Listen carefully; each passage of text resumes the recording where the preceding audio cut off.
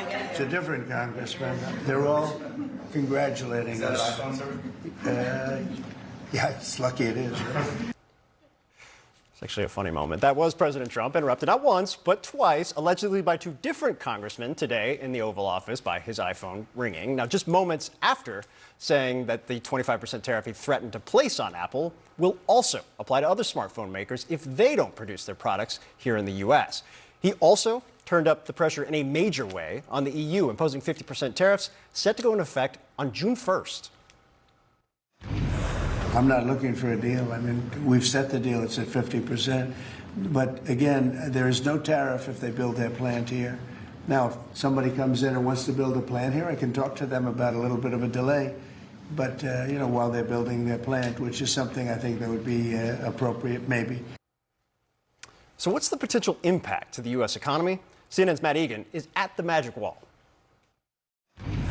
Yeah, Phil, this would be a major escalation in the president's trade wars. And this definitely caught investors off guard, right? They had been relieved about the fact that trade tensions seemed to be calming down. Now they're heating back up. Just to remind you how we got here, last month the president briefly imposed 20% tariffs on the EU.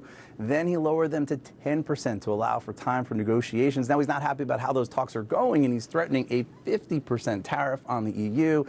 Now, just to give you some context here, the EU is America's biggest trading partner, far and away. We're talking about almost $1 trillion worth of imports and exports between the U.S. and the EU last year alone. That's more than with Mexico, more than with Canada. It's actually more than with China and Japan combined. When you look at what the U.S. gets from the EU, we're talking about more than $600 billion worth of goods last year alone. It's not just the BMWs and the Volkswagens from Germany. We're also talking about aircraft, pharmaceutical products, machinery, wine, and other alcoholic beverages. And if you put a 50% tariff on those goods, there's obviously a risk that they're going to get expensive, more expensive, potentially a lot more expensive. That's why economists over at Barclays, they say that they view this threat of a 50% tariff as a negotiating tactic, but they do caution that if these tariffs did go into effect, they would weigh on both GDP growth and they would further boost inflation. So you could have a situation where you have slower growth and higher prices. And we don't know yet exactly how the EU is going to respond, but they've already set in motion potential retaliatory tariffs on more than $100 billion of goods that they buy from the United States. And it's those retaliatory tariffs that could kill U.S. jobs. Now, it's not just the EU that the president is threatening with his favorite weapon.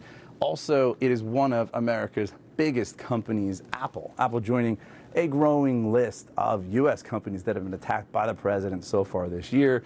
And the thing Apple has in common with Amazon and Mattel and Walmart is how it's linked to tariffs, right? The president is threatening at least a 25% tariff on Apple unless they move manufacturing back to the United States. But the problem is the cost of labor here in the U.S. is so much higher that this is something that not only Apple couldn't do overnight, right? It would take 5 to 10 years, but it would make the iPhone more expensive, way more expensive. There's estimates out there that if the iPhone was made in the U.S., each one would cost $3,500 a piece, right? That is prohibitively expensive for many Americans, and that's why veteran analyst Dan Ives says that they believe this concept of Apple producing iPhones in the U.S. is a fairy tale, and he says it's one that is not feasible. And look, even if Apple found a way to somehow make it economical, it is not clear at all that they'd be able to find enough workers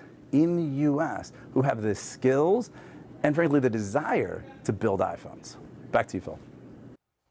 Otherwise, straight path. Matt Egan, thanks so much. With me is the U.S. national editor of the Financial Times, Ed Luce, who is also the author of a remarkable new biography. I was going to hold it up, but well, you got a graphic. Zbig, The Life of Zbigniew Brzezinski, America's Power Prophet. I want to talk about that in just a moment. We were already talking about it during the break, but I do want to start with what's going on. I don't know how your Friday morning was. Mine was interrupted by the reignition of a pretty substantial trade threat. Starting with the EU. Treasury Secretary Scott Bessent said this earlier today. Take a listen. I would hope that this would light a fire under the EU, because, Bill, I've said before, EU has a collective action problem here. So some of the feedback that I've been getting is that the underlying countries don't even know what the EU is negotiating on their behalf. Why I wanted to point that out, the president a couple hours later said, I don't want a deal. And this is the constant tension that those of us like you covering this, is this a negotiating strategy? Is it to light a fire, like the Treasury Secretary is saying? Or is this the end game? Is this the outcome? What do we think here?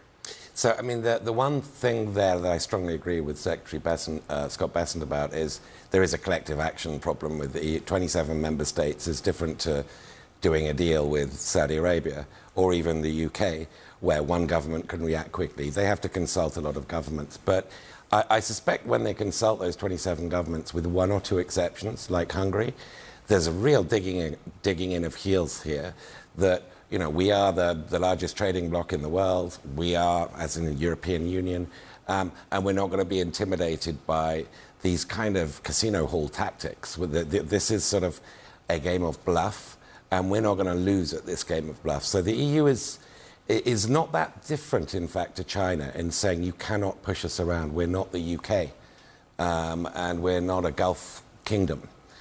So I don't know whether this is the end of, 50%, raising the cost of those $600 billion imports to $900 billion in terms of the cost to the American consumer. I don't know whether Trump thinks this is the end game. I don't think he knows whether it's the end game. He changes his position and is unforecastable. That's the real problem here. You cannot predict what he's going to do. Real quick, because I do want to move on and spend some time on the book, but what does that do to negotiate? Like, when you talk to diplomats or trade teams that are involved in the dozens of negotiations that are ongoing right now, that reality, what does it do? So, I mean, the one deal that Trump has trumpeted is the UK deal. And if you look at the contents of that deal, there really aren't any. It's sort of a framework with lots of blank placeholders.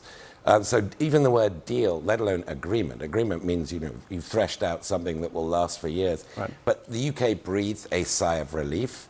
They felt they had dodged a bullet, but they've gone back to a baseline of 10%, which is not a victory. It's just a worse outcome avoided. So that's not really the model for the EU. It's not really the model for China. It's not really the model for anybody. It's very, very hard to negotiate with the president who can tank the markets with a tweet and without any warning. It is certainly different than normal diplomatic relations. See what I did? This is a segue through the book, which I was genuine in telling you during the break, and I'm not all the way through it yet, but it's an extraordinary work. And I actually want to ask you, you have access to things people just haven't before. The family didn't ask for anything. Actually, explain what you have access to, because it connects to the Pope in a way that I think is really, really extraordinary. Well, thank you very much for those kind words. I mean, the raw material, the primary material that partly I was given by the family, which is the diaries he kept. He sort of used a dictaphone from the White House back to his home in Virginia every night, spoke in full paragraphs. That first draft of history, these enormous diaries, I got exclusive access to. The correspondence with Pope John Paul II, who, of course, like Brzezinski, came from Poland, which was in Polish. Extraordinary, really historic exchange of letters over many, many years. Brzezinski had P for Pope on his White House phone, so he could get through to the Vatican straight away. And that helped prevent the Soviet invasion of Poland, that relationship. It was a really sort of seminal one, but tons of stuff. The Polish secret police files and the Soviet ones on Brzezinski, I had those translated.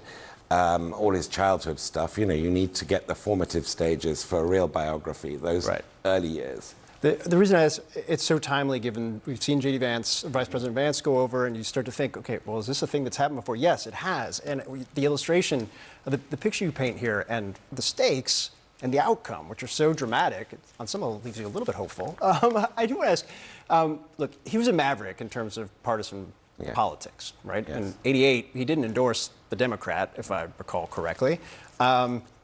Is there anybody like him anymore?